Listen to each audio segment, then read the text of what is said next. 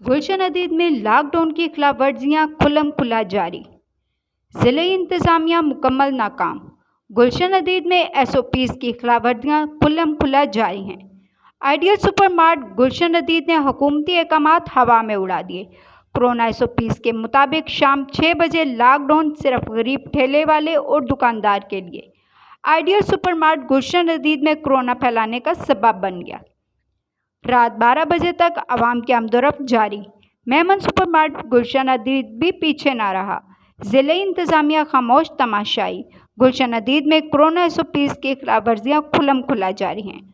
Smart lockdown के जरिए इंतज़ामिया ने गरीब दुकानदार और ठेले वालों को शाम 6 बजे बंद करने का हुक्म दे दिया, मगर बाअसर आइडियल सुपरमार्ट और मेमन सुपरमार्ट रात 12 बजे तक खुले रहते हैं, जहां पर आवाम की आमदोरफ्त जारी रहती है। कोई SOPs का ख्याल नहीं रखा जाता।